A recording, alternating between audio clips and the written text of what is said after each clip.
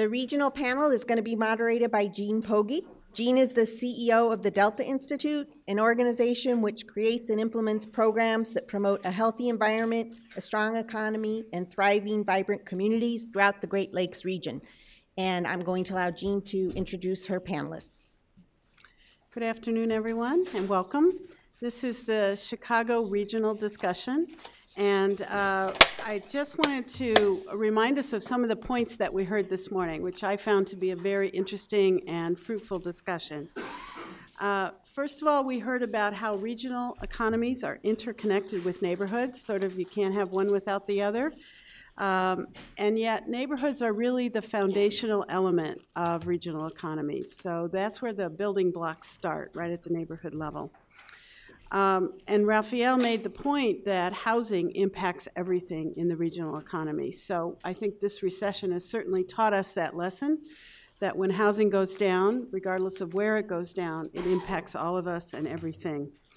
And it's hard to balance. Sometimes the best solution for the region is not always the best solution for the neighborhood, and vice versa. So how you make those choices is complicated and complex. George sort of pointed out to us that there's an interesting intersection now between the smart growth enthusiasts and the community developers, in that they both want to see more transit, denser neighborhoods that are healthy neighborhoods, and money focused on how you provide jobs, work, play, all within a community. So that's an interesting intersection that's really creating healthy, safe communities. That's the goal for both, which is very interesting.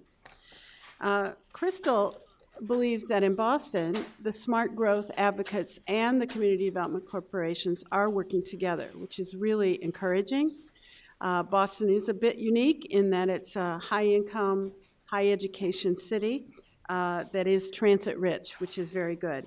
But she sort of echoed some of the other points that we had heard, that sometimes it's difficult for neighborhoods, particularly those that are disadvantaged, because they're so focused on the needs of the neighborhood. You know, can my kid get to school safely? That it's hard for them to rise above that and think about the broad regional issues that are going on and what part they play. So I think we all agree that the cost of poverty is a drag on regional economies, period, the end, and that we want to focus on how to make life good for all people in the regional economy. We want to connect neighborhoods to the regional economy so that the neighborhoods have a voice in the future and a role to play, and that every single neighborhood resident has a chance for safe, affordable housing, and a chance for a job.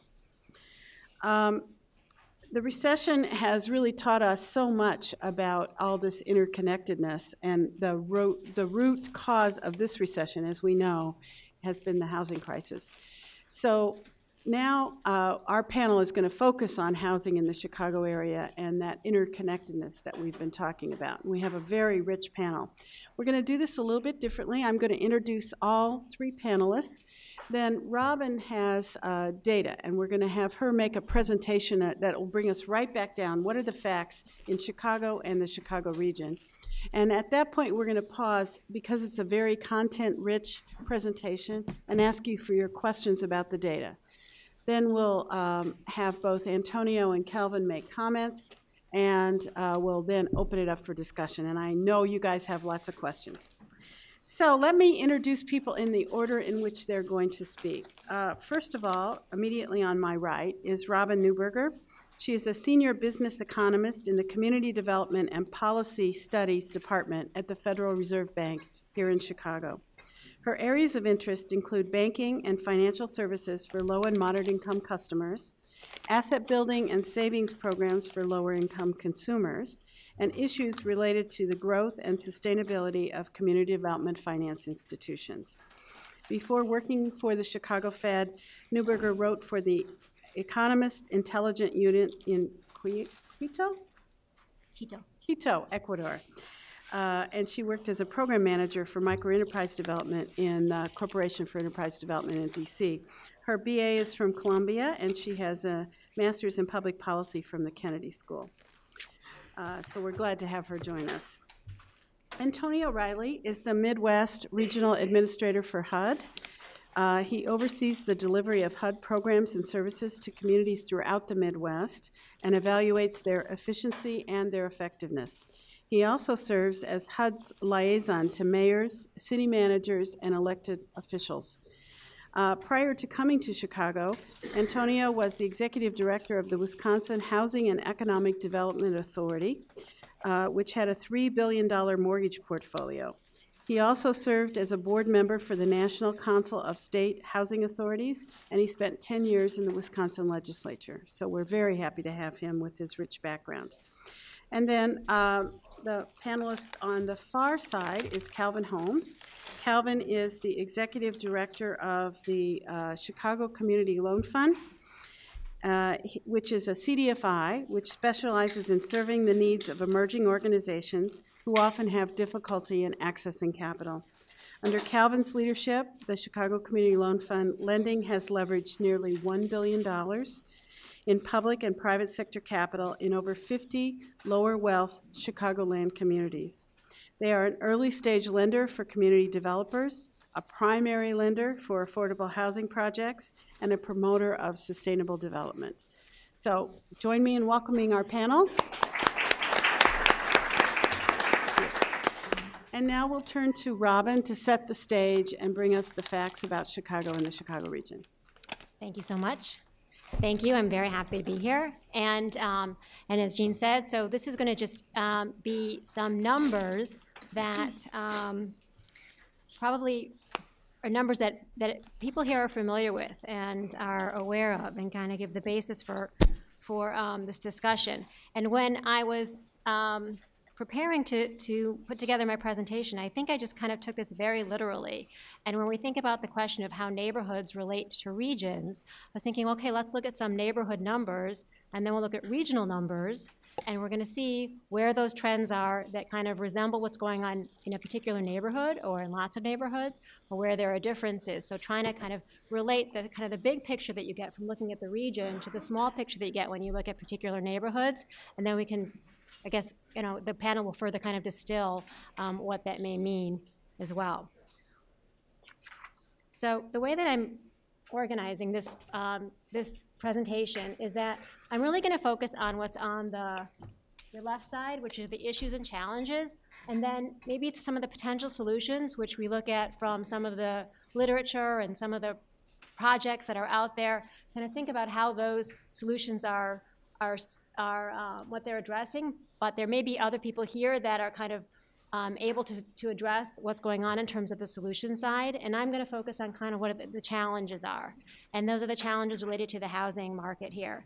And so, just to kind of tick through them, and there may be other things that I haven't included that people think are really important in terms of housing, but I'm just going to talk about the foreclosure rate. I'm going to talk about falling home values. We're talking about negative equity with the consequence of that, and access to home financing, and the ability to get a modification for a mortgage, and then rising REO and vacancy rates. And then I just throw in unemployment here because I feel like it's really related to what's going on in the foreclosure area, so we're just going to take a look at those numbers also. So just to begin, this is a chart looking at foreclosures, and you can see that what I want to kind of point out here and through most of these slides is what do you see at the regional level, and then what do you see at the kind of the more micro or the more local level, and how do those two compare? And I guess the most obvious thing here is that you see for both the regional, and this is actually the state of Illinois, and at the county level in our MSA, you see lines going up. I mean, the foreclosure rates are going up, and that's true sort of at the big picture and sort of at the smaller picture. And then you can see lots of crazy lines that are sort of hard to kind of pick out from this chart, but you have the pink Cook County line, which is way at the top, and so we have a foreclosure inventory rate in Cook County at around 7% right now. This data, I think, is through June, and then we have DuPage, I think, is that right? DuPage is that red line below, that's around 4%. So kind of everywhere in between, and basically though, the rates are going up. I think Lake County is maybe that more spiky light blue line. That looks a little like maybe it's following a little bit of a different trend in terms of maybe foreclosure rates going down there. But basically you can kind of think about, generally this seems to be the pattern across all counties in our region. So this is the foreclosure inventory rate. If you break apart the inventory rate, the way that we calculated it is just the number of loans that are in foreclosure at a given point in time. And when you think about what the foreclosure rate is, you have loans that are moving into foreclosure and loans that are moving out of foreclosure. We call the ones that are moving into foreclosure the starts, and the ones that are moving out the transitions. And I just want to kind of, again, disaggregate what that inventory rate is into the start and transition. And you can see for both the two counties that had the highest foreclosure rate and the lowest foreclosure rate in our area, the patterns of getting into foreclosure and going out of foreclosure are still kind of the same. So that is that you have the lighter line, the yellow line, is the start rate. And that means that if you weren't in foreclosure in one period and you are in foreclosure the next period, what's going on? You see rising starts through this period, and maybe they're coming down in the latest period a little bit, but I don't want to focus too much on, like, maybe that's a great sign, but it's just a little bit too early to know if that's, what that portends. And then you have that red line, which is the transition rate, which is once you're in foreclosure, are you in foreclosure the next period, or are you still in foreclosure? And that's a declining rate. So the combination of the two is leading to these rising inventory rates. And again, that's a trend that's common across the district. I just showed you two charts here, but it shows up in each of the counties in our district.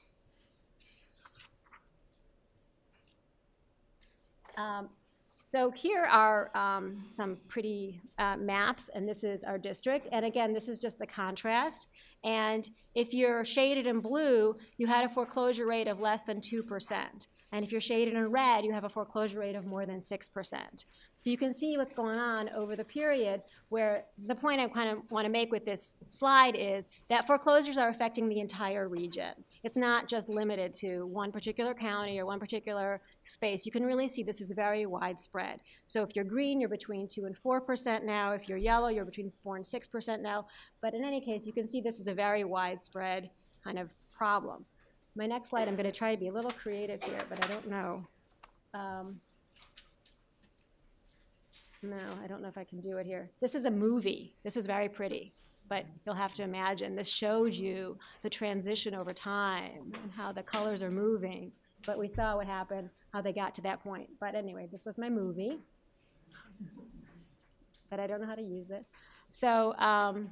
So here we are. So you have, high foreclosures, and that was the point of that slide. And what are all these foreclosures creating? They're leading to falling home values. So you have, lots of homes that are going. There's lower demand. There's lots of homes that are people aren't being able to pay for them. They're surrendering those properties. There's an excess supply in the market. So there's a downward pressure on home prices. Again, this slide is kind of setting up a similar comparison that we've been looking at. This is regional on the left-hand side, and you can see an index of home prices. And across the region, home prices have gone down by about 23% since their high in 2007. That was their peak in the region.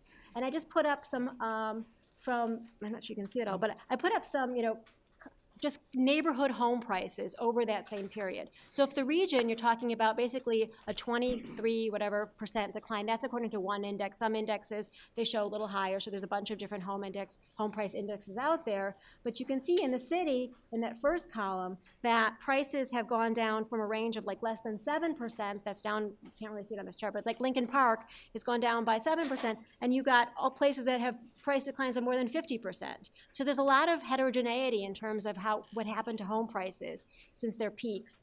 And again, outside of the city, you can, again, see lots of variation in terms of where housing prices have gone. So I think that kind of is important when you're looking at the smaller picture versus the bigger picture of understanding that not all places, obviously, are equally affected by falling home values. When you have falling home prices, you end up in a situation with negative equity where the amount that people owe on their homes is larger than what their homes are valued at. And according to this data source, there are 46% of homes in the Chicago MSA are underwater. That's across the MSA. So I don't have data on neighborhood underwater rates, but you can imagine, if you're in a place that lost more home value, depending, of course, on when people purchase their homes, that's going to be obviously related to their the purchase price of the home, but the underwater problem is going to be more or less of a problem than at the regional level, depending on where you are and how much your home prices have gone down in your area. So the situation for people who have a negative equity, facing negative equity, has a big impact, of course, on their ability to get credit. And these are charts that are showing in the Chicago area, so we broke it down by neighborhood, how much mortgage lending has changed since 2006. And you can see that the places with the biggest decline, so this is representing decline, the biggest decline, this is in red. And these places have lost, the amount of mortgage lending in these places is 80% lower in 2010, this is the latest HMDA data available, compared to 2006.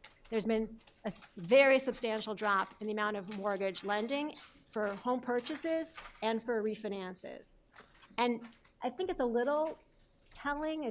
You can kind of eyeball it a little bit here, but you can see that the places that are red for home purchase are the places that are basically red for refi, which is suggesting that if you're in a situation where you want to refinance your loan and you're not able to, it doesn't look like those are places that other people are buying loans, buying property. So if you're in a place where property values are really low, you can't refinance, you may be in a negative equity situation. Those aren't markets where people are coming in and taking advantage of the low home prices. They're not able to, for sure lots of reasons that people can talk about here, but those aren't necessarily places where a lot of home purchasing is happening either. So, and of course, if you look at these places, this is the home purchase. These are kind of mirroring the same kind of maps that we saw in terms of high foreclosure rates. So these are the same neighborhoods that aren't getting a lot of home financing that have high foreclosure rates. I just wanted to kind of show here a point that has to do with, what happens when you are in a situation where you can't refinance, what are you being able to modify? And there is just some MSA data, some regional data that is showing us where Chicago MSA fits into how many HAMP modifications have taken place. And we're the third most HAMP MSA at about 42,000 permanent modifications. And the chart I put together is the dark part is showing the trial modifications. The yellow is showing the permanent modifications. So you can kind of see that there's been a lot of trials to start. The permanents are catching up, but there isn't a lot in the pipeline, it looks to me, about how many more trials are going to be able to absorb the permanent. So the whole HAMP modification may be kind of leveling off going forward also.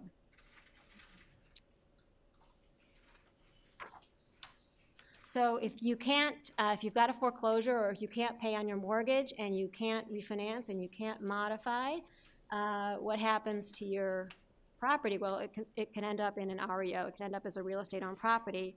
And again, this is looking at each of the counties, and you can see sort of similar trends in terms of rising REO rates. The data shows us that there are about 3 or 4 times as many loans in foreclosure as there are in REOs right now. So again, that suggests that lots more is heading towards REO. I didn't put Grundy County, by the way, on here because they had a really, really high REO rate, and that kind of threw off the chart. So I don't know what's going on in Grundy or why they have so many REOs, but that seems to be a particular issue in that county, which may be a little bit different from the rest of the MSA. And then relatedly, we know that some REOs end up as vacancies. Across the region, the vacancy rate in the Chicago region is about 3.5%. This is based on data from, I think it's a census in 2010, but at the local level, you see places that are shaded in red, they have vacancy rates as high as 14%. This is on residential properties. So again, a lot of variation in terms of what's going on in the Chicago area and then within the Chicago area in terms of the number of vacancies that neighborhoods are dealing with. I just threw in this slide, as I said, kind of moving along. This is the one slide I have that's not really specifically about what's going on in the foreclosure or the housing market. This is unemployment information. So probably from far back you can't see anything on here except some yellow lines. And all I tried to do here was match the places that had the highest unemployment rates in our MSA with the places that had the highest foreclosure rates in the MSA. And basically the places that had the highest unemployment rates are the places that had the highest foreclosure rates. So that's, again, telling us something about what's a factor in this crisis, but that there is variation in terms of the labor markets in places that have a foreclosure problem or not. So I guess just to wrap it up here, I just want to kind of try to summarize it in this very basic way where I put in red kind of what we see as trends across the region. Blue is where we see some variety and heterogeneity, which may suggest different kinds of policies that have to be dealt with to recognize that there is that variation, there is that heterogeneity. So, I mean, we see, as we said, rising foreclosure rates across all counties. We see falling transition rates, that is, that there are fewer, the rate at which a loan that's in foreclosure is moving out of foreclosure has slowed down in each county in our area, and that may be for different reasons or similar reasons. We've seen declines in home values across the region. We've seen limited numbers of modifications across the region. And of course, some communities are more economically frail than others, and we can see that maybe in some cases, we look at that with unemployment rates, but there are a lot of neighborhood characteristics that we haven't shown here that are associated with neighborhoods that may have higher foreclosure rates. They may have, even in 2006, they would have had higher foreclosure rates when the housing market was strong. So these are long-standing issues with some of these communities. Obviously, to the extent that there's different drops in home prices, different places are looking at different numbers of loans that are underwater, and that creates different dynamics in those neighborhoods compared to places that haven't lost as much in home values. The HMDA data showing us that the drop in financing to certain neighborhoods is much more severe than in other places, including both purchases and refinancing. And again, unemployment is differing across towns in our area as well. So that's, I guess, where I'll stop. I can leave it off here for people to kind of, maybe this is a tee-off point, or maybe you'll get back to a discussion and thinking about some of the potential solutions and whether those solutions are very grassroots or whether the solutions are kind of regional and whether those solutions are actually national, and how they might play into figuring this all out. Thank you. That was a lot of information, a lot of facts. So let me open it up to questions about the data and what the data says. Yes. And would you say your name? Yeah, Tim Herwig with the OCC. Hi, Robin. Is the decline in home purchase lending include lending to investors as well as owner-occupied? I did not run it for that, so that's what we did. We did it all for purchase. Okay, whether it was an investor or owner-occupied. I'm trying to think if HMDA differentiates. Yeah, I'm not sure if HMDA differentiates that, but that's a good question. So yes. Chris Walker of NIST. Alan Malik has persuasively argued that quite a lot of the economic purchase activity in housing doesn't happen in the regulated market anymore. A lot of investors out there are cash purchases, and so it would be wise to take account of that, particularly as far as I expect that investor appetites for property are going to be very different across different neighborhoods throughout the region.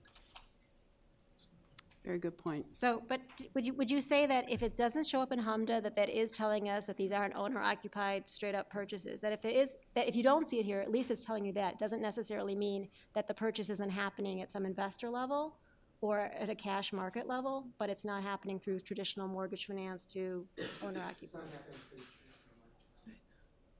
So what you're saying, neighborhoods that are perceived to have future value but very cheap property right now might be having a lot of transition of ownership because people have cash.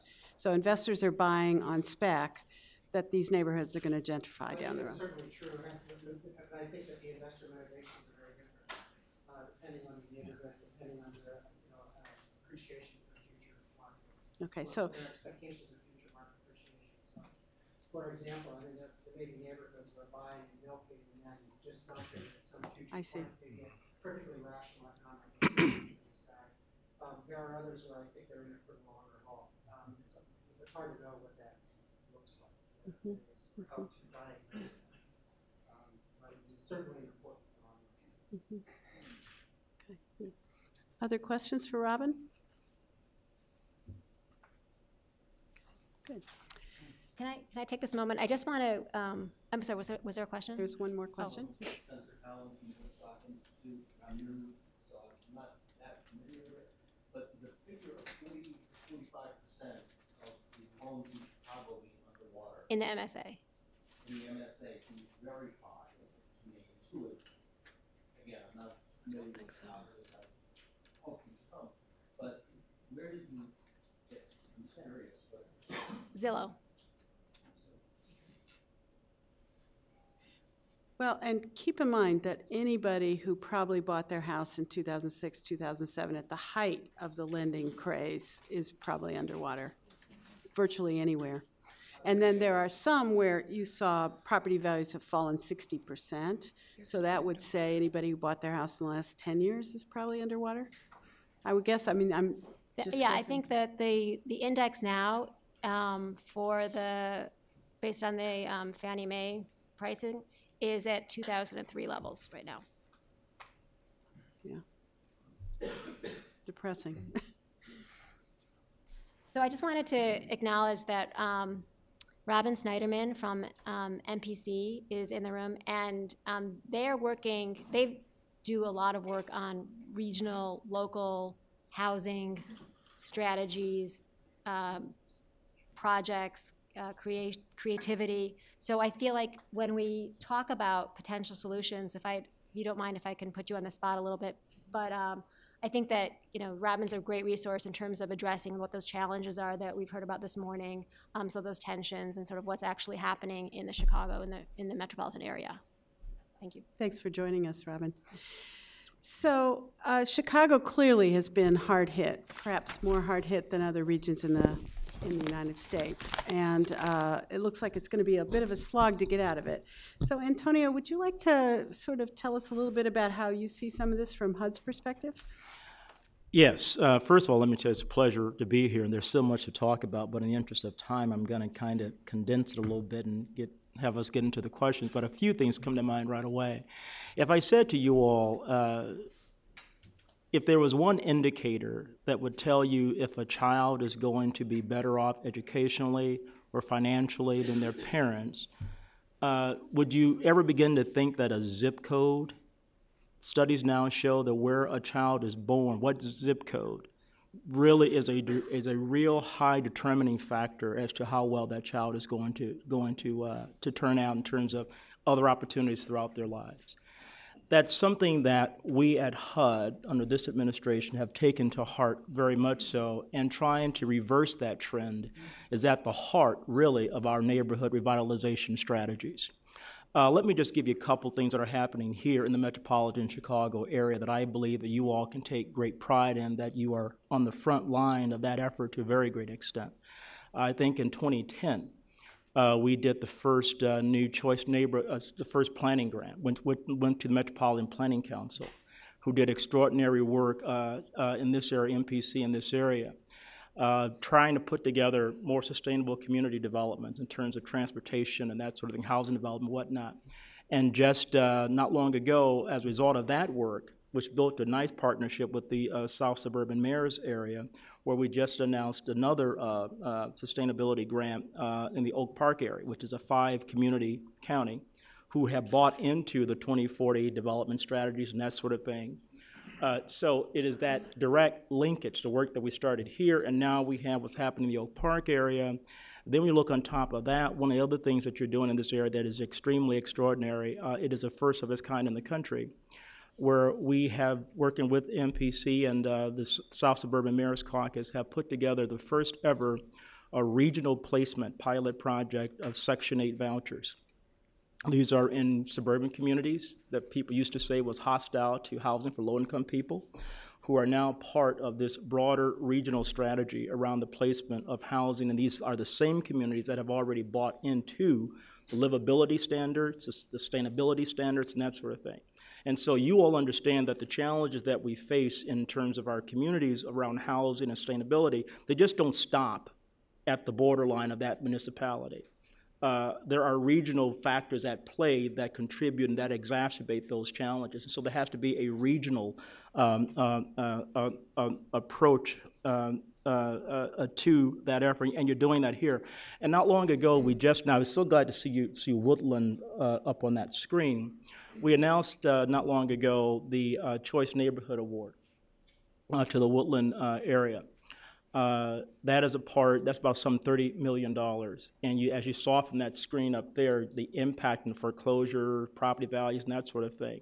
So the whole concept here around our neighborhood revitalization strategies is to deal with the housing, but also talk about those other things that enhance that quality of life. And think about sustainability.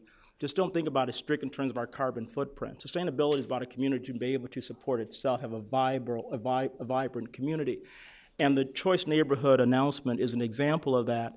And when you look at what our efforts are in that part of the city of Chicago, certainly targeting our efforts around foreclosure mitigation, things of that sort, helps us to amplify that $30 million investment as well. We had just announced a couple of weeks ago a planning grant to Rockford, multi-area in Rockford, where a local CDC is involved, which have given them the opportunity to do the plan that they need to do, so they can then hopefully compete for a implementation grant and then be able to compete for an actual Choice Neighborhood Award. But part of that was done through the Public Housing Authority, but part of that also has benchmarks in there about how they want to try and track well-demonstrated educational achievement success of their students as well. So you just can't go and talk about the housing. How do we also make sure that that investment that we're going to be making is going to translate into better outcomes for that community?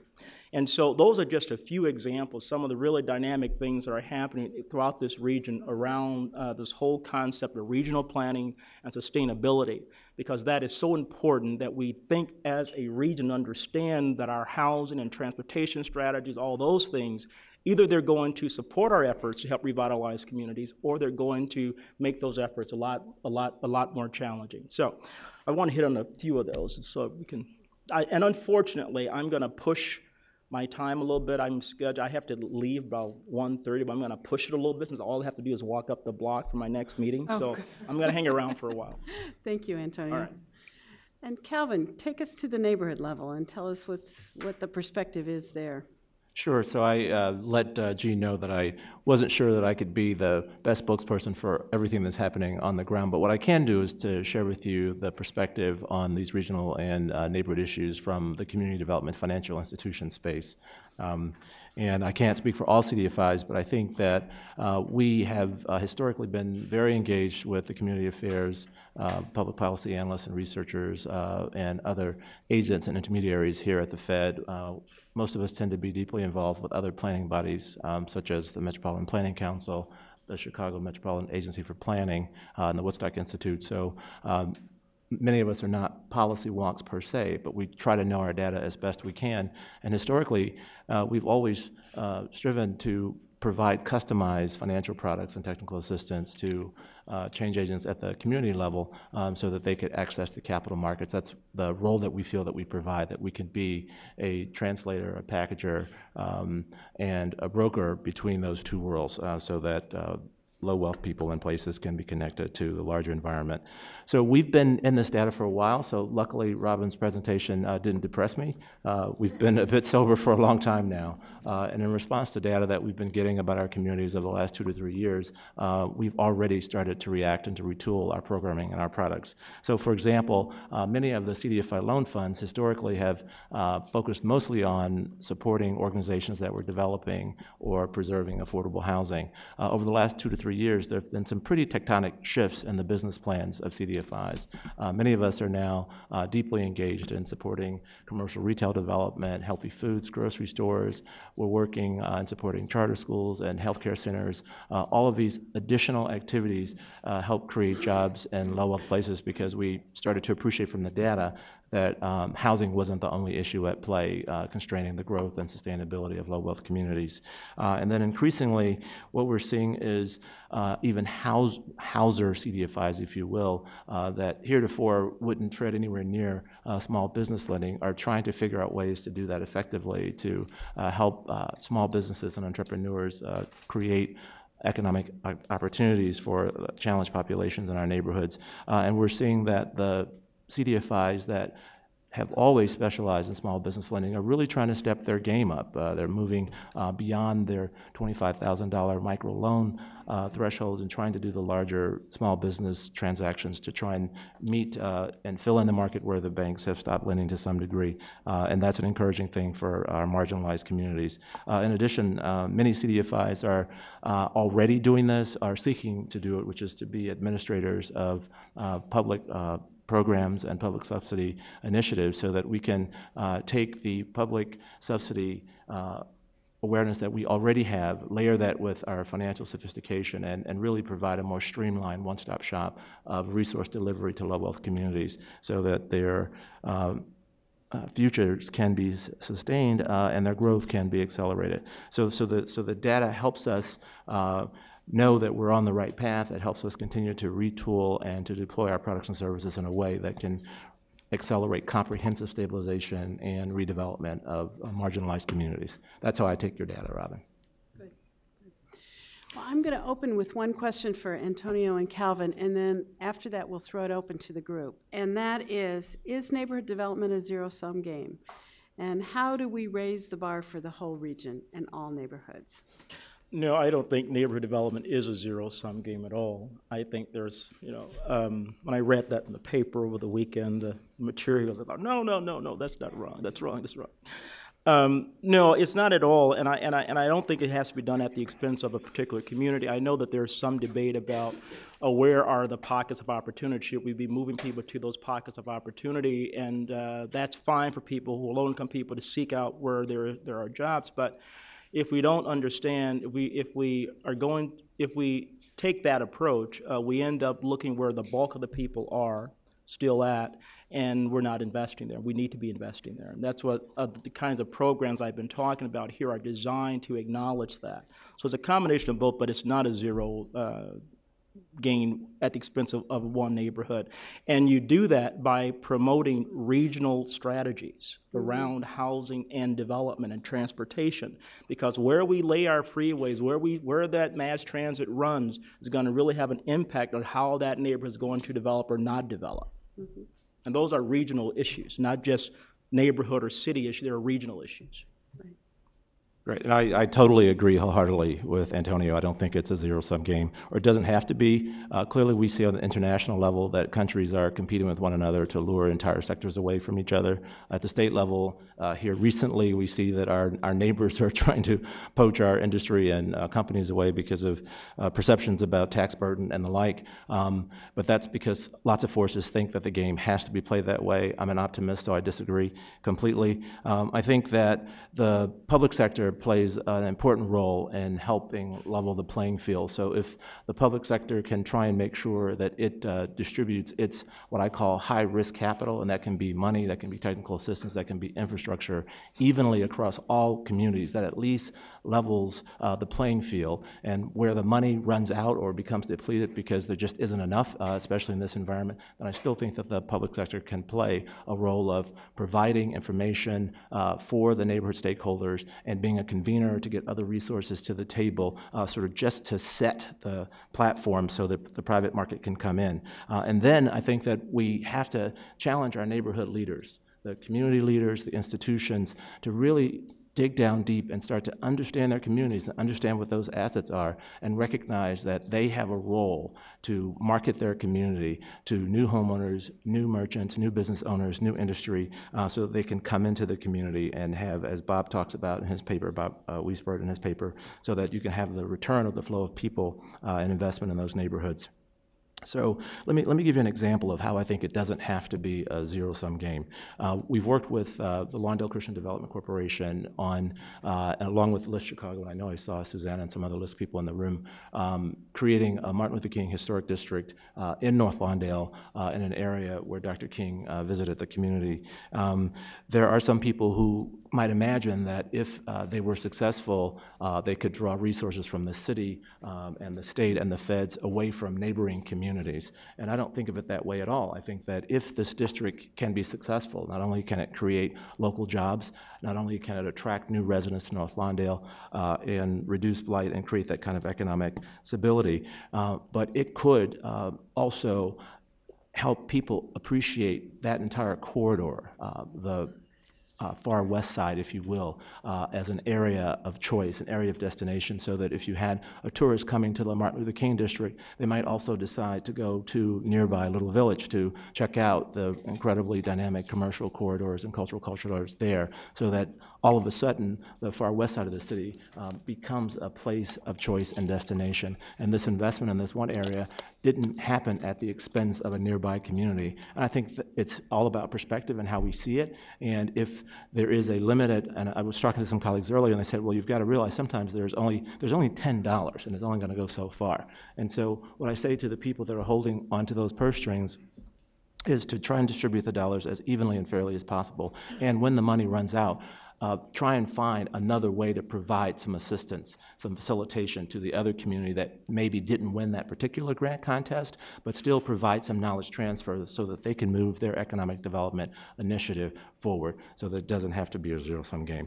But I will say that I'm an optimist, and I think that we have to broaden our thinking, and that we have to just come to the table with a different philosophy about how we can help all of us have a win-win scenario in regional development.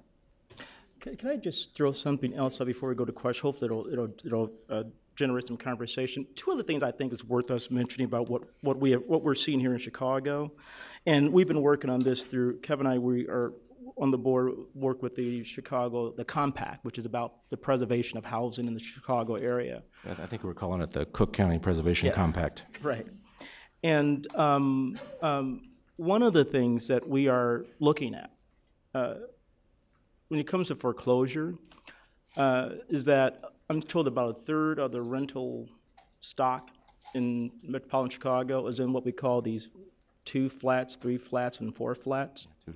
And much of our foreclosure mitigation efforts are geared towards single-family home sort of things.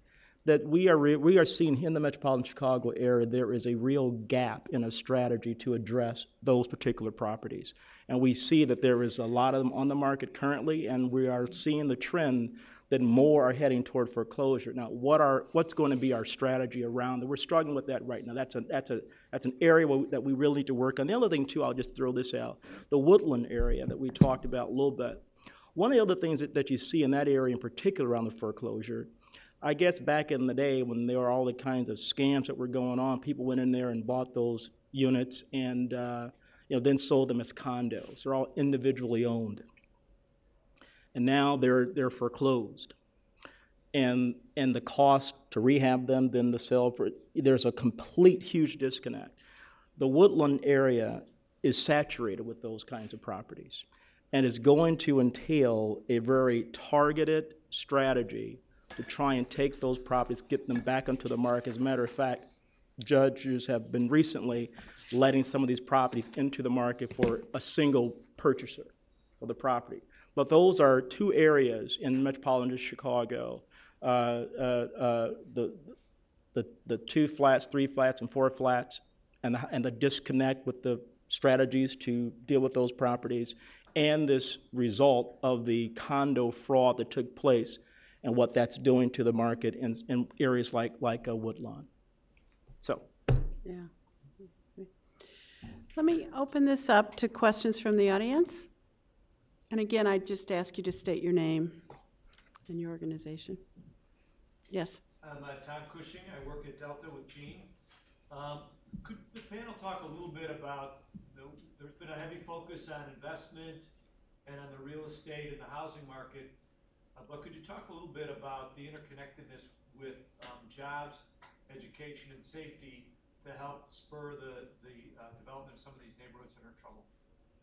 So, Tom, as I mentioned earlier, one of the things that has become really central to the work and the business plans of CDFIs, and I think increasingly place-based community development corporations who haven't historically been a multifaceted, comprehensive community developer are embracing the thinking as well, which is that housing, again, isn't everything, and that you have to deploy tools that help attract community businesses and national retailers, as well as light manufacturing and any new industry that can be brought to a geography so that there can be locally accessible jobs. So a number of community development practitioners in the financial space and in the community development corporation world are thinking about it much more broadly in that way, and that includes education, it includes public safety. I am looking for Susanna because I know I saw her, but part of the thrust of the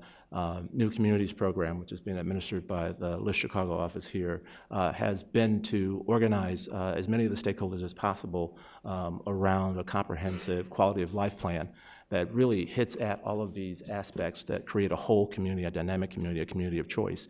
And I think that philosophy has really changed the dynamic of community development in Chicago and in a number of the other cities across the country.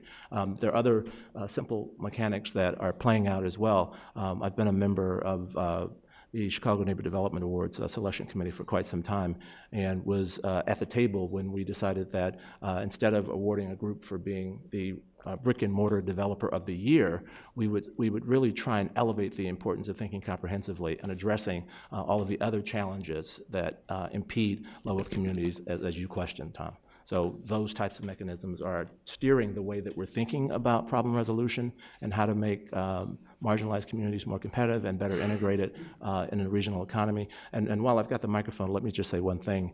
I do think that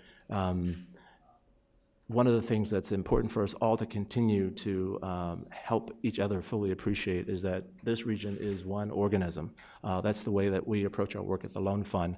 And by helping the communities that I think were described as dead weight or dead lift weights stop being so, being able to have their own microeconomies, having to have their own GDPs, helps the entire region be more competitive and be more sustainable over the long haul. And as I talk to my colleagues in Chicago, I hear much more of that, and that's really encouraging. I hope we all continue to move in that direction.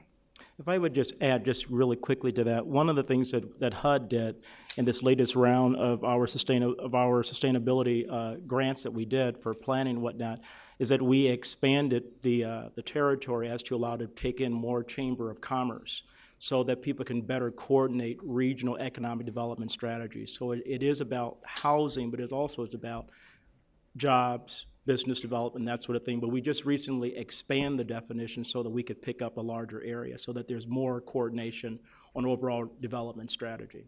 To do exactly what you mentioned, my previous life, WIDA was housing and economic development. We like to say that we can do all the affordable housing we want to do, but if we're not talking about bringing into those communities jobs and other things that enhance and feed off of that housing development, what have we accomplished? So they do walk hand in hand. So thank you for that question. Robin.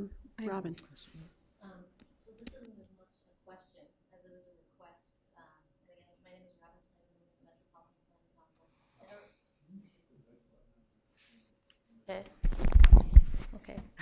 So again, I was saying I don't have a question as much as a request in a room where I think most people have already accommodated this request. But when you talk about us being one regional organism, I'm struck again by the complexity of the challenges that Robin outlined, overlaid on a region with 287 different municipalities and people making land use decisions differently in their own backyard. And, you know, I think one of the things that has happened pretty rapidly in this area, considering that complexity, thanks to the leadership of the Federal Reserve Bank and NHS and Chicago Community Trust and networks like the Preservation Compact. And I think of it's the flip side of the same coin, the Regional Homeownership Preservation Initiative, right? Both looking at sustainability, is that, you know, everybody's trying to think about scalability, especially working with municipal leaders who don't necessarily have the capacity or the time to do good planning, you know, thinking about location, and linking jobs to schools and transit. And also understand the whole world of potential challenges and solutions that Robin had up there.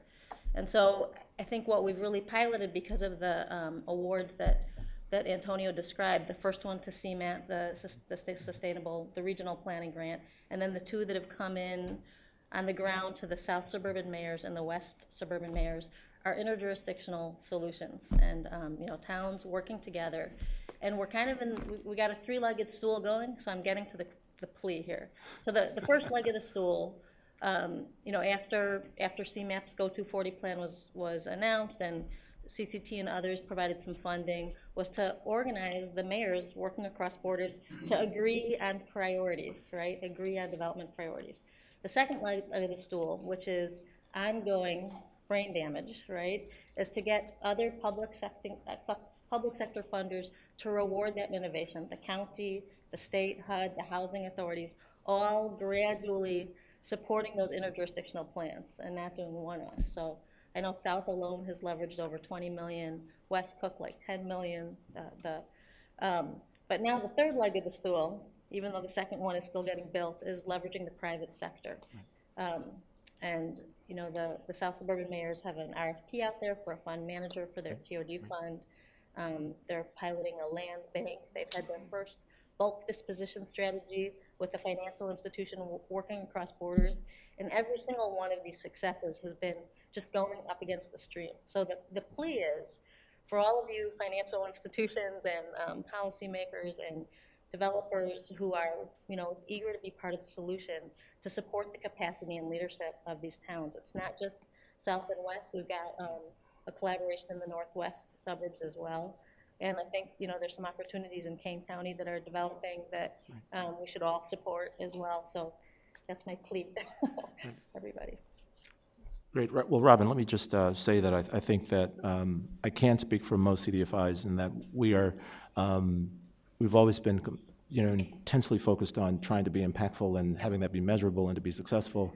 And as the opportunities to step up and to be administrators of these type of initiatives have presented themselves, we've been very active, and I think we'll remain that way. I said something earlier that I think is something that folks in the CDFI world have been slow to, or at least everybody in the CDFI world have been slow to appreciate, was that because we live in the world of financial services day in and day out, some are stronger in this space than others, but we do understand the nomenclature and the mechanics of finances. And so oftentimes we can be a translator between the two worlds, between the capital markets and the communities, and that can go in both ways. We can help our customers understand what, quote unquote, the big bank is really saying. We can also ask our capital markets players appreciate what the values are, what the assets are in particular communities that they may just not have the framework to fully see.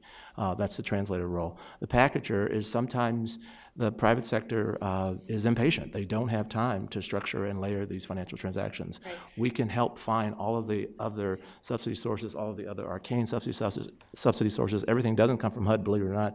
There are plenty of private sector players, foundations who have at-risk capital and credit enhancement tools that can be brought to bear. We'd like to get better at being the packagers of all those resources so that we can bring them to bear on behalf of our communities. And then last but not least, we can broker. So across a whole array of agents locally and nationally, we can try and connect and partner people so that our neighborhoods can benefit from the larger economy. So this is the type of mandate that we hear regularly, and I think we're trying to live up to it. I have a question. We're rebuilding, based on Robin's facts, we're rebuilding the housing infrastructure of the region. Chicago's been particularly hard hit, and there's a lot of work to be done. As we do that, it would seem that there might be a role to play to think about the role of energy efficiency, and now with water rates going up, water efficiency, as we help homeowners look at how to make housing more affordable. And I was just curious from both Antonio first and then Calvin, how that plays into your thinking about housing in the region. All of that fits into the whole Office of Sustainability, our approach. As I said before, it is our footprint, carbon footprint, but it's also livable communities. And certainly energy efficiencies, the uses of resources more efficiently, all those things impact on the quality of life of a community. And that's something that we are very much so, is a part of our sustainable communities efforts. Thank you. And Gene, you know, I love playing fair in the sandbox, so you give me a chance to talk about another one of my CDFI colleagues that really has emerged as a leader in the energy efficiency space for small buildings and single-family homes and the like. Actually, two of them, come to think of it. But I will say that the Loan Fund, probably 7 years ago, really rolled up its sleeves and made sure that we understood the value of energy efficiency especially for multifamily rental, because as much as we would love to have been really noble about it and said that our thrust in sustainability with real estate development was about saving the trees and closing the ozone holes, it really wasn't that. We were looking at marginal grassroots property owners who are having a very difficult time having positive cash flow with their buildings, and a disproportion of their expenses were going to heating and cooling. And we really wanted to figure out how can we make these buildings financially sustainable by helping our customers understand the value of energy efficiency and environmental stewardship. And that's what drove us there. And then secondarily, having an appreciation that our end users weren't having enough disposable income for health care and childcare and transportation and the like, and that these inefficiency mechanisms would allow them to be more successful and more sustainable there. So that's what got us there, and we thought if as a byproduct the planet is better off, great, but the pragmatic reasons for being there really drove us there. And so subsequently, we've set a challenge to ourselves to have 100% of the projects that we touch have some level of energy efficiency or environmental stewardship incorporated in them. And there are lots of different standards, so we won't debate that now, but we want to have 100% of them have some energy efficiency. And then we launched a TA program that's multiple facets of workshops and a website that's a clearinghouse and those kinds of things. And we have effectively energy efficiency mortgages where if you're going to put a certain element of energy efficiency into your building, then we'll try to lower the pricing to offset the carrying costs on the loan itself. And then there are other CDFIs across the country who are, you know, immensely engaged in this space. Locally, CIC and the Center for Neighborhood Technology have the Energy Savers program, which is being closely watched nationally and really celebrated as a wonderful way to move this issue forward in the community development arena. And Neighborhood Housing Services has been doing some pioneering work at the bungalow and single-family level side. So that's how we approach it, and many of my colleagues are engaged in the work as well.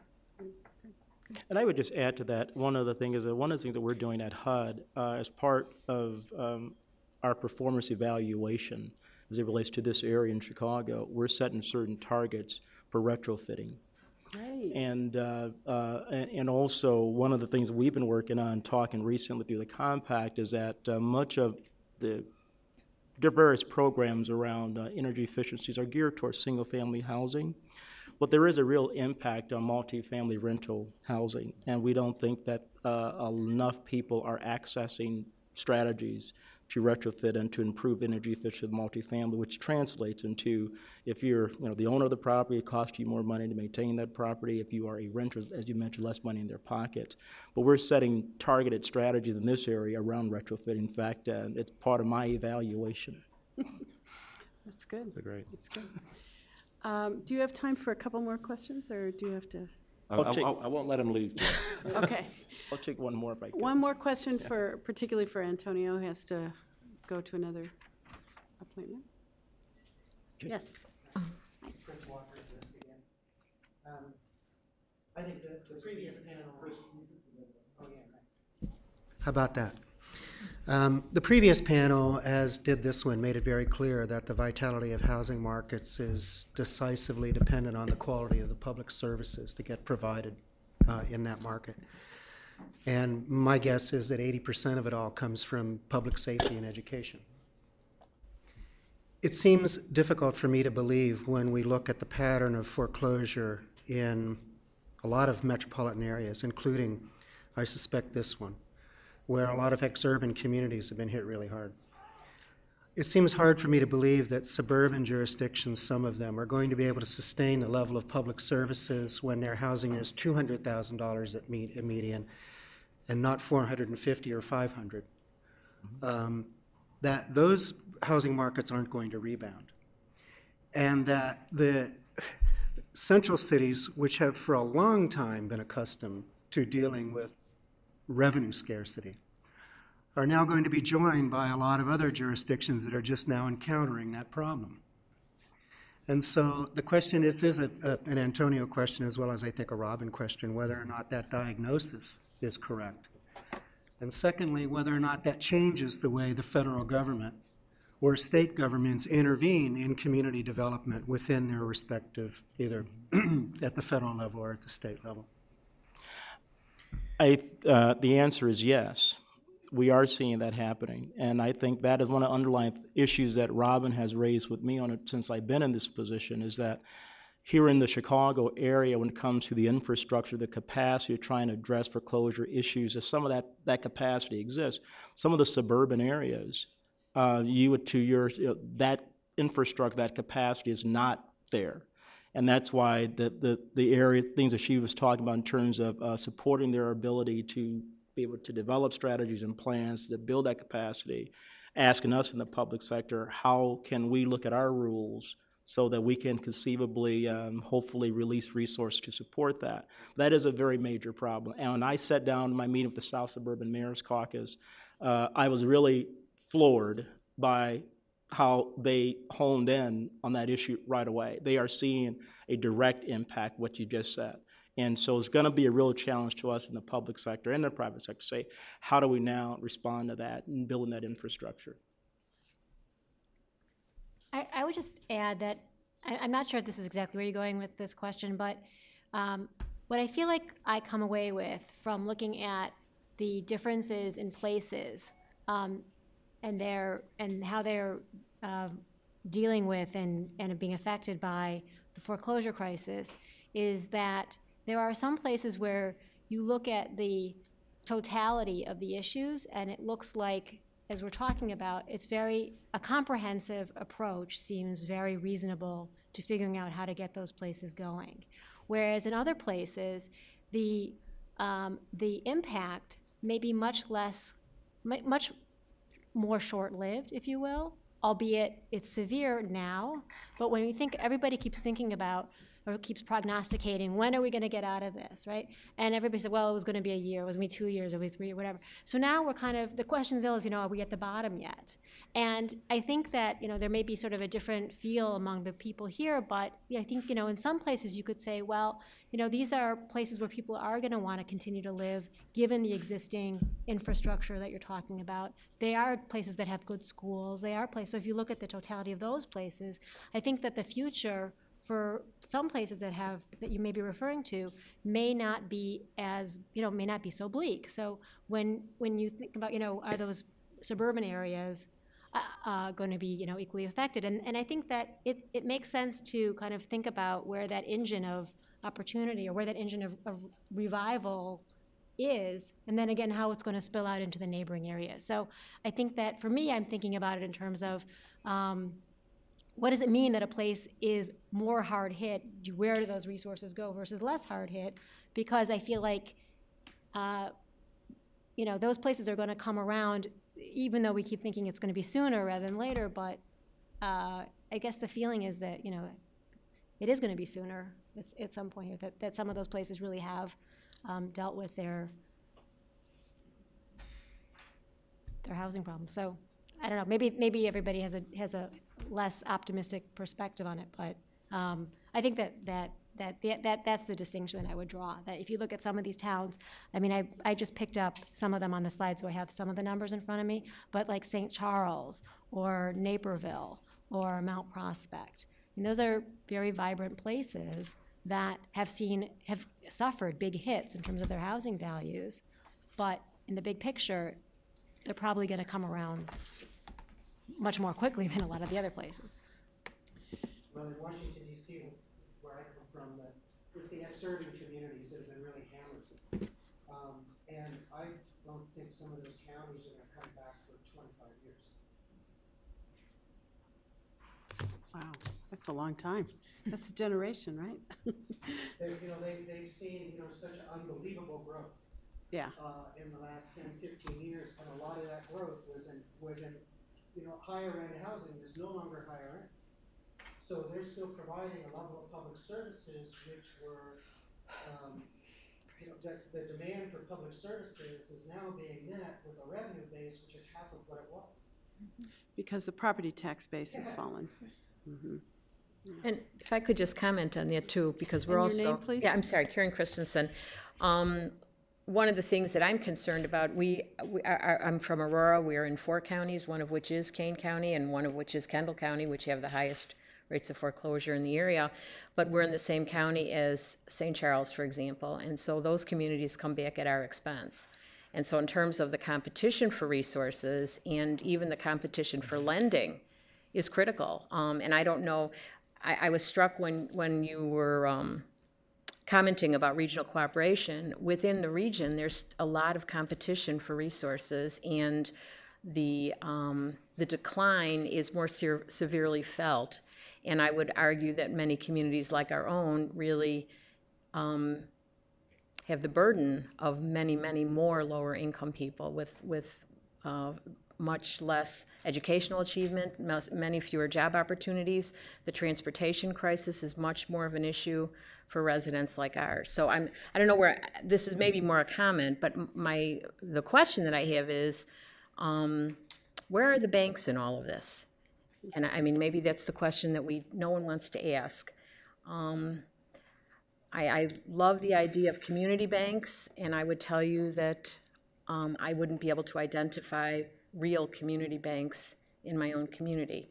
CDFIs it's a tool that I think we need to use, and I'm hoping that we'll be able to talk to you about capacity building within our own community to develop alternative resources.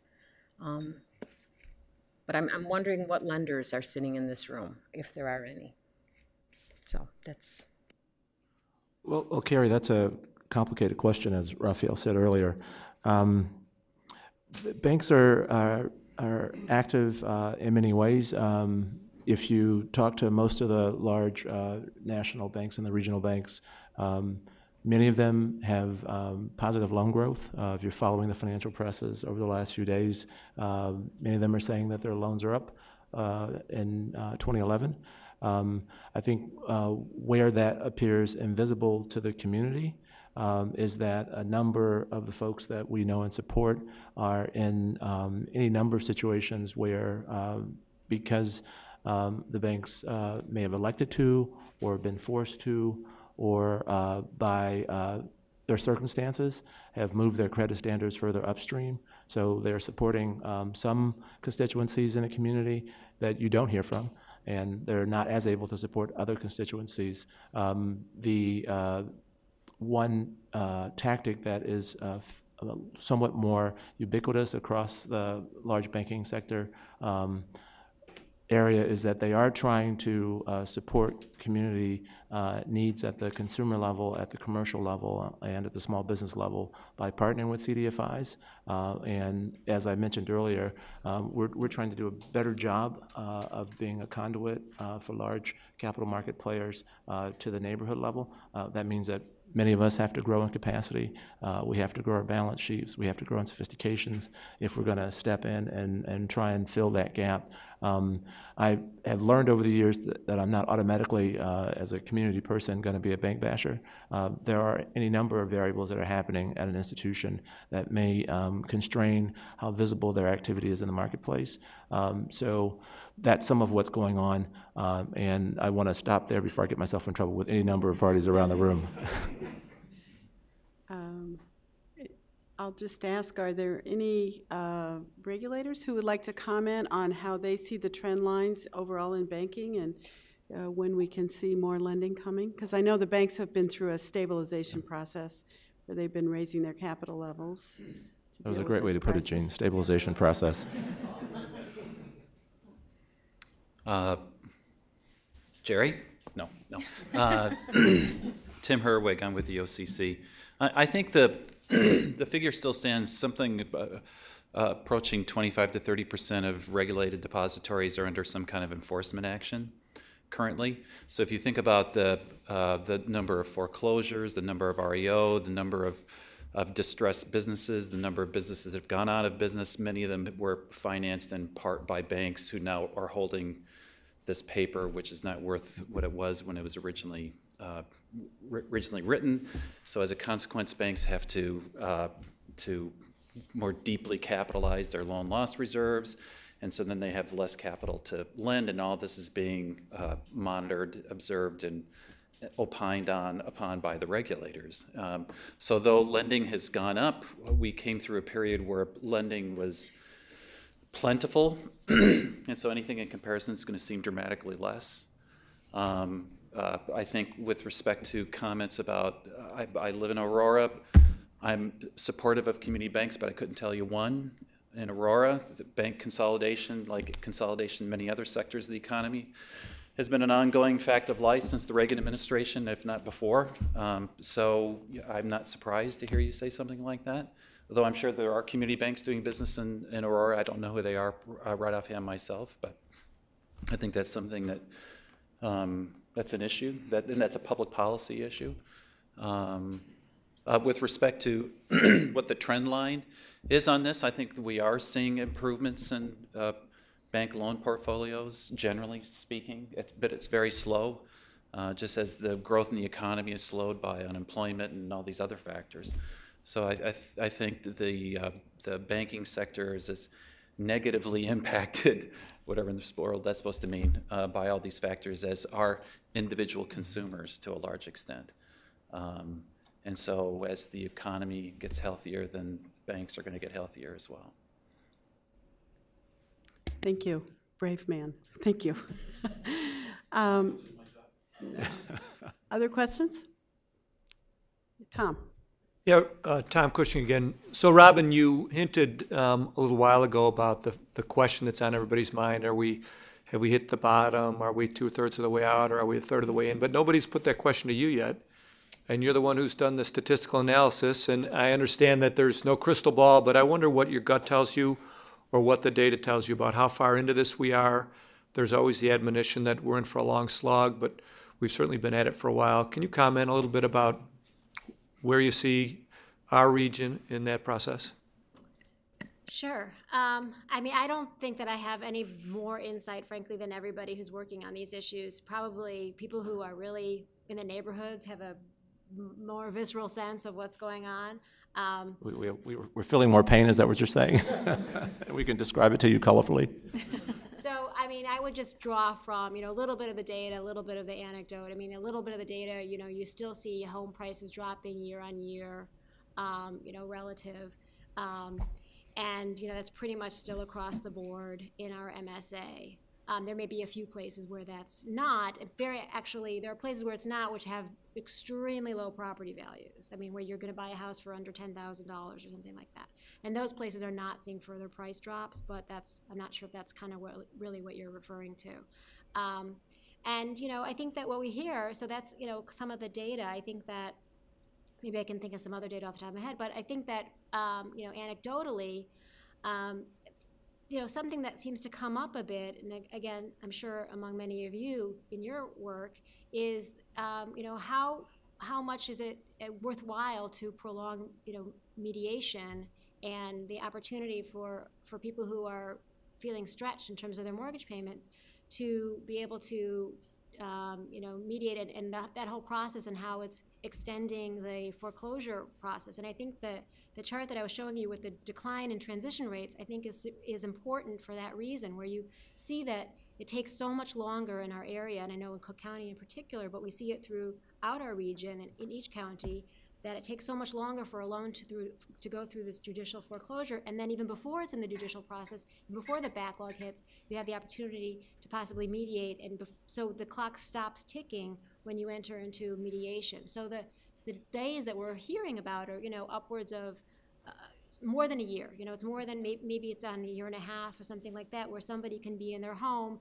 and not paying any mortgage on, not paying anything on it, and there's certainly, that seems to be happening more and more. Again, this is anecdotal, and that doesn't push the problem through the system. It's kind of delaying the problem. And I think that that's something that people are talking about in terms of how bitter of a pill do you want to just make people swallow and just kind of clear it out, and what happens if you don't, if you just can't kind of keep extending it. So I think that the concern is that it's unclear when people are hitting the bottom. So there's lots of factors that, including what I just mentioned, but there's lots of factors that keep the questions in everybody's minds about whether everything is going to get cleared or not. And to the extent that the questions exist, then nobody wants to take the step to make the purchases if they do have the credit that allows them, if they do have the credit rating or the credit score that allows them to, and the money that allows them to, because they don't know really if prices are going further down. So it's kind of a question that keeps people on the sidelines and kind of contributes, again, to this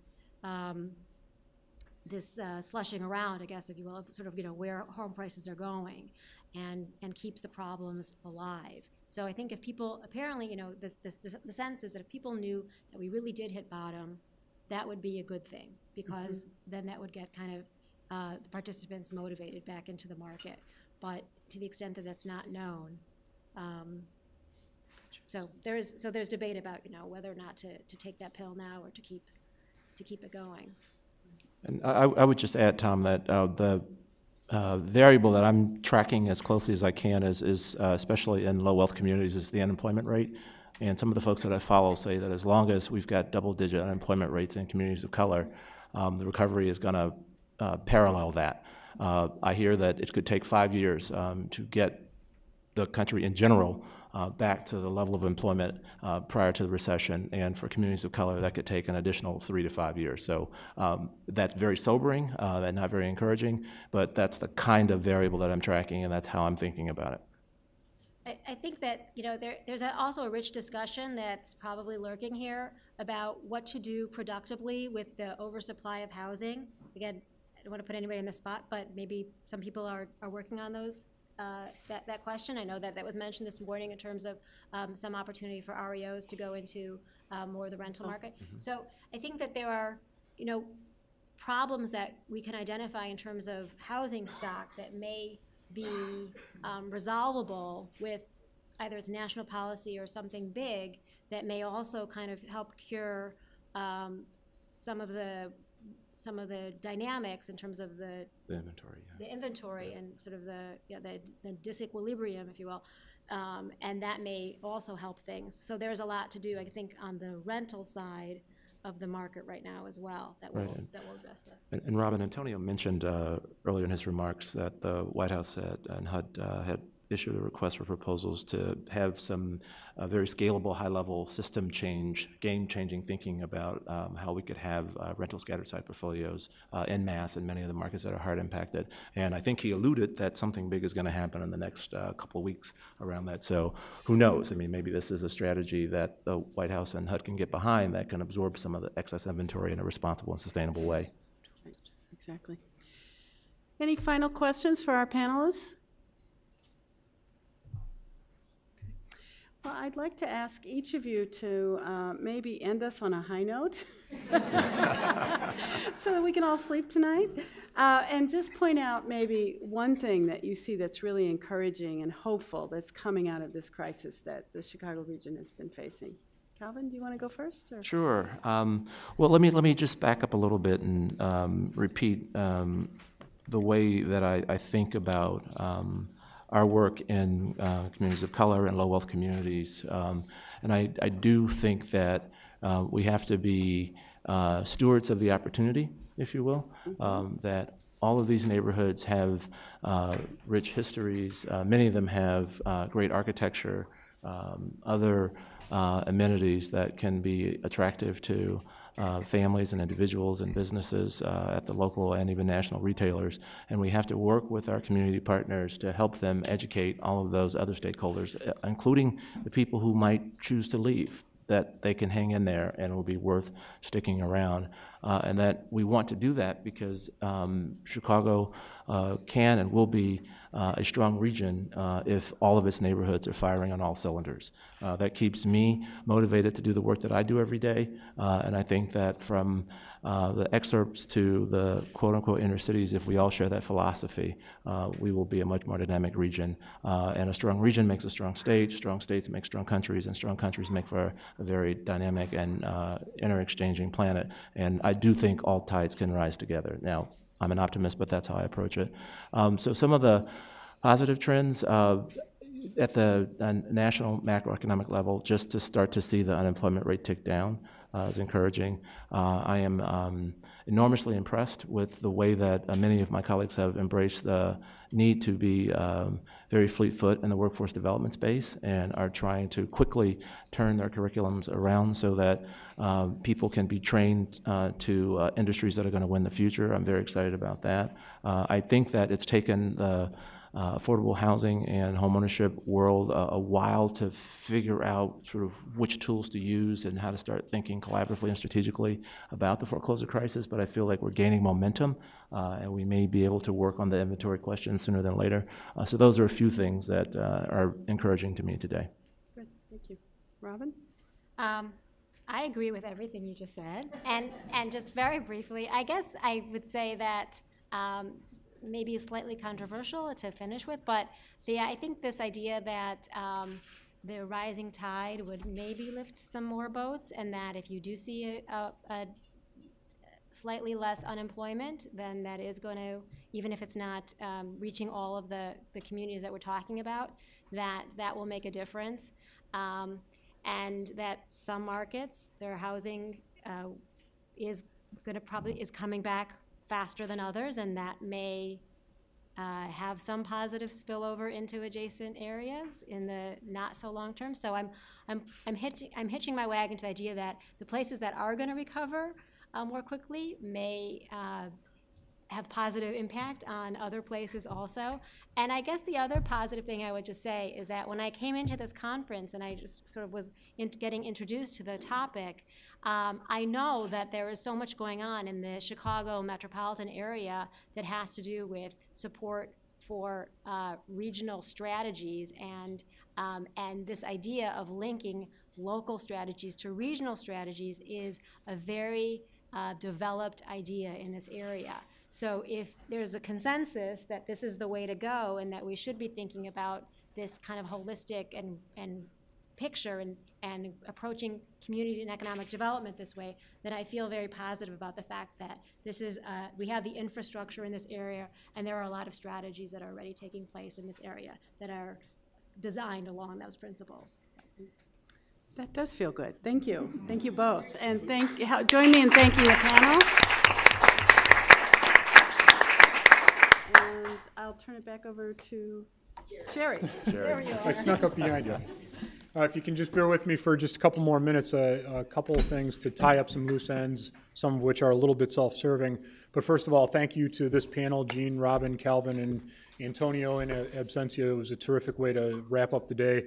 I want to thank Eileen Fiegel, who is really the person who did all of the heavy lifting behind creating this series and this session in general. So thank you, Eileen, for that. I do want to point out a couple of things. There is a publications table right outside this door that includes a couple of things.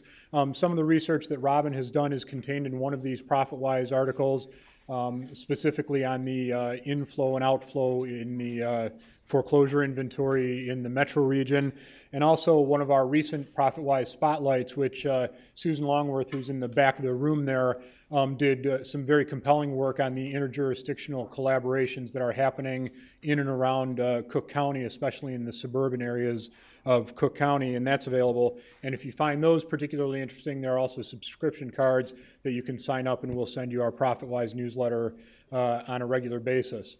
We do, and once again, I want to thank the Institute for Comprehensive Community Development, the Urban Institute, and our LISC office partners in putting this series together. The third and final of the planned sessions in this series is scheduled for sometime mid-June. We thought we had the date nailed down, and then one of the rooms got taken away from us. So we're working on that. We will send that information out as soon as we know it. And finally, a summary of this session, both the national panel and the regional panel, will be available on the Institute's website next week. And then as soon as we can make the video of the video recordings of these sessions available, those will also be available on both the Institute's website and on the Federal Reserve's website. So if you want to refer other people to it. Tim, you had a Will question? Robin's PowerPoint be available too? Oh, sure. Yep. Yeah, as a matter of fact, we will post that to the website that you went to register. We'll leave that website up for a little while, and we'll put the PowerPoint on that site for you to download if you'd like. So with that, if there are not any other questions or comments, thank you all for coming, and enjoy the rest of your day. Yep.